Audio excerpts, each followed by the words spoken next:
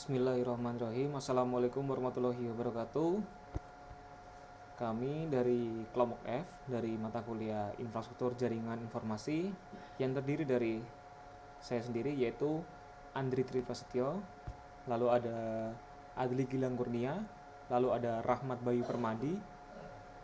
Kami akan mempresentasikan tentang Hyperconverged Infrastructure atau biasa orang menyebutnya HCI. Sekarang ini banyak perusahaan atau organisasi menghadapi permasalahan yaitu kompleksitas dalam pengelolaan infrastruktur IT karena fungsi dari masing-masing infrastruktur IT itu masih berjalan sendiri-sendiri. Nah, hal itu menyebabkan pengelolaannya harus dilakukan secara terpisah dan ini sangat menyulitkan bagi perusahaan tersebut terutama dalam masalah efisiensi. Lalu apa sih hyperconverged infrastructure itu? Nah, hyperconverged infrastructure atau HCI ini merupakan kombinasi dari server ataupun sebuah penyimpanan kepada sebuah platform infrastruktur yang dikelola oleh sebuah software. Jadi software ini menggabungkan seluruh elemen komputasi, penyimpanan, jaringan maupun sumber daya virtualisasi lainnya dalam satu sistem. Hal ini untuk apa? Untuk mengurangi kompleksitas pengelolaan data center dan untuk meningkatkan skalabilitas ke depannya. Lalu selanjutnya, pada tahun 2019, sebuah survei dilaksanakan oleh IT Web dengan 170 responden. Hasil surveinya adalah sebanyak 37% masih belum punya rencana untuk mengadopsi teknologi HCI ini. Dan selanjutnya 30% masih mempertimbangkan untuk mengadopsi teknologi ini. Lalu selanjutnya yang sisanya yaitu sebanyak 33% sudah mengadopsi dan mengimplementasikan teknologi HCI ini. Lalu seperti apa sih hyperconverged infrastructure itu, seperti apa terlihatnya?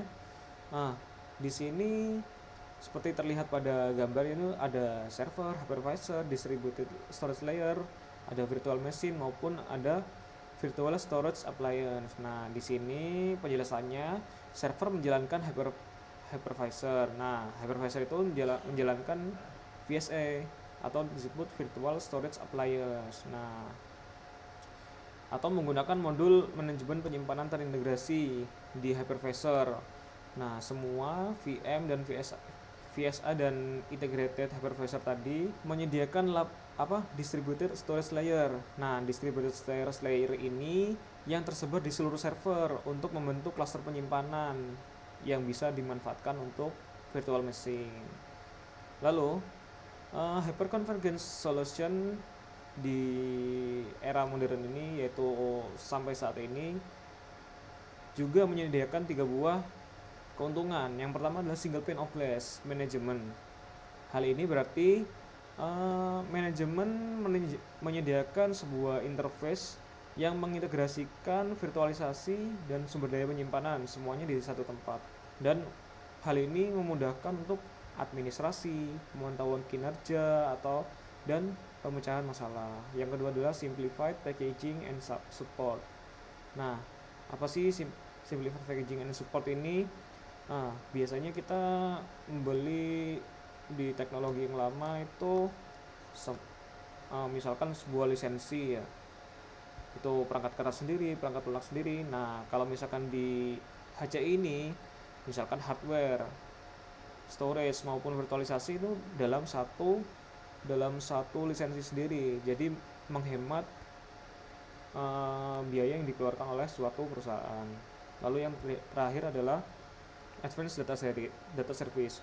Mungkin di kelompok sebelumnya telah dijelaskan di SDS ya, storage software defined storage, ada fungsi deduplication, compression, input output acceleration, snapshots, dan cloning dan replication. Nah, itu salah satu fungsi SDS yang diterapkan di HCI ini. Lalu di sini ada hyperconvergence implementation option. Sebenarnya banyak nih bagaimana HCI ini diterapkan di sebuah organisasi atau perusahaan. Yang pertama adalah Software Defined Storage dalam sebuah HCI. Terdapat beberapa cara SDS itu membuat administrasi data center itu lebih gampang lah. Yang pertama adalah reduce the stored data. Nah, di sini nih di SDS itu memiliki fungsi deduplikasi dan kompresi. Hal ini bisa memangkas data yang berlebihan dan kumpulan data itu bisa jadi lebih ringkas sehingga meningkatkan performa dari sebuah sistem lah ya. Lalu yang kedua adalah accelerate input output. Nah, ini mengumpulkan beberapa virtual machine di storage cluster yang sama. Jadi hal ini juga dapat meningkatkan performa dari sebuah sistem. Nah, yang ketiga adalah provide integrated data protection. Hal ini berarti dia tuh dapat mereplikasi data atau membackup data itu di penyimpanan yang lain, misalkan di cloud. Lalu yang ketiga adalah eliminate existing third party. Nah, ini untuk efisiensi manajemen aja sih. Nah, semua keempat fungsi ini, fungsi utamanya ada apa? Nah, fungsi utamanya itu untuk menghemat anggaran dari sebuah perusahaan atau organisasi. Jadi semua fungsi yang satu-satu tadinya sekarang bisa dijadikan satu fungsi sehingga memangkas biaya operasional dari sebuah perusahaan atau organisasi. Lalu selanjutnya ada hypervisor atau kernel integrated storage. Nah, ini contohnya yaitu adalah VMware Virtual SAN atau kita disebut vSAN. Apa sih hypervisor atau kernel integrated storage itu? Ini merupakan salah satu contoh SDS ya. Ya, SDS ini berjalan di dalam kernel dari virtualisasi atau kernel dari operating system itu sendiri. Terdapat beberapa keuntungan untuk menggunakan hypervisor kernel integrated storage ini. Nah, yang pertama adalah software mempunyai akses langsung ke operating systemnya. Lalu yang kedua, inline deduplication dan compression membuat beban kerja dan mempercepat performa dari SDS. Tadi disebutkan banyak deduplication. Deduplication ini apa sih? Deduplication ini adalah metode pemangkas data yang berlebihan dari sekumpulan data sehingga mempercepat performa dari sistem itu sendiri. Namun penggunaan hypervisor atau kernel integrated storage ini mempunyai beberapa kekurangan. Yang pertama adalah hanya kompatibel dengan kernel dari virtualisasi hypervisor maupun OS yang terintegrasi. Lalu yang kedua adalah beberapa hypervisor hanya mensupport penyimpanan lokal, jadi nggak bisa ditambah, hanya lokal, penyimpanan lokal dari hypervisor itu aja. Lalu yang ketiga adalah membutuhkan pembayaran lisensi yang spesifik karena hanya terintegrasi pada sistem itu aja. Misalkan kita VMware hanya, jadi harus membutuhkan lisensi khusus dari VMware, tidak bisa terpisah-pisah. Jadi seperti itu. Untuk selanjutnya akan dijelaskan oleh Saudara Agli. Silakan. Oke, terima kasih. Saya akan menjelaskan mengenai Virtual Storage Appliances atau VSA. VSA ini adalah sebuah virtual machine yang di dalamnya terdapat sistem operasi dan storage yang berjalan, atau merupakan storage controller yang berbentuk VM untuk membuat shared storage tanpa adanya tambahan hardware.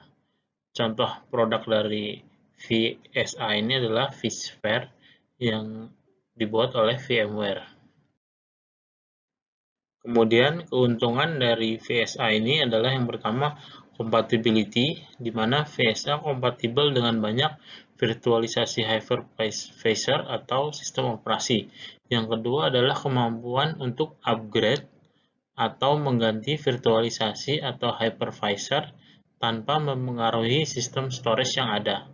Yang ketiga adalah flexibility, di mana VSA menawarkan fleksibilitas untuk menentukan virtualization hypervisor atau sistem operasi untuk menjalankan SDS atau software defined storage yang sudah ada ataupun yang baru.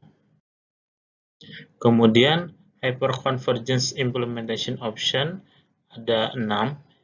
Yang pertama adalah Hybrid or All Flash. Yang kedua adalah Appliance versus Software atau Reference Architecture. Yang ketiga adalah Package HCI Appliance Approach. Yang keempat adalah Software Only Approach. Yang kelima Hypervisor Choice. Yang keenam Server Hardware Choice. Di sini para korporasi bebas atau user bebas menentukan solusi infrastruktur mereka, dapat berdasarkan cost atau biaya ataupun standar yang ada di pasaran saat ini. Pilihan apapun dari opsi-opsi yang tadi disebutkan, perusahaan atau user tetap dapat mendapatkan benefit yang tinggi daripada menggunakan solusi penyimpanan tradisional. Kemudian hybrid or all flash. Di sini maksudnya user bebas menentukan apakah mau menggunakan hard disk semua atau mixing hybrid menggunakan flash drive atau semuanya flash drive atau DRAM dengan flash drive.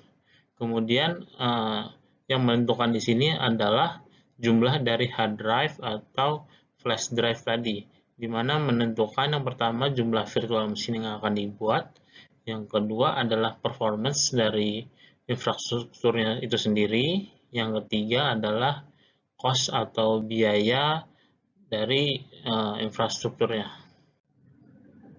Baik, selanjutnya appliance versus software atau reference architecture. Di sini terdapat dua pilihan, di mana user dapat memilih. Yang pertama itu memilih menggunakan stock keeping unit atau paket hardware yang sudah terintegrasi.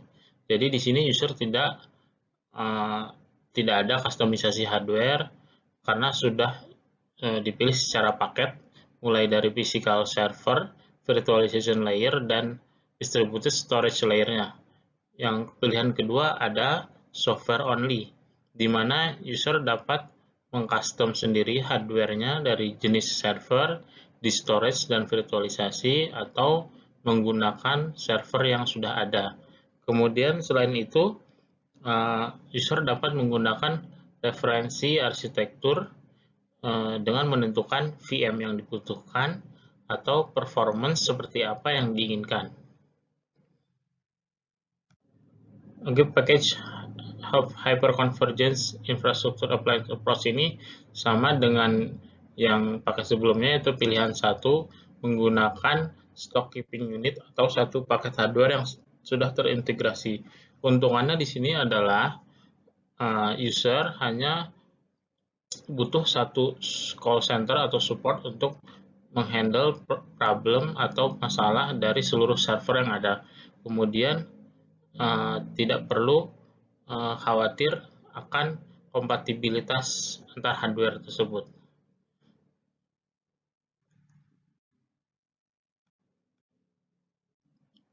Kemudian software only, di sini sama seperti yang sudah dijelaskan sebelumnya, dapat menggunakan referensi arsitektur, adanya kustomisasi hardware dan konfigurasi, atau dapat menggunakan server yang sudah ada.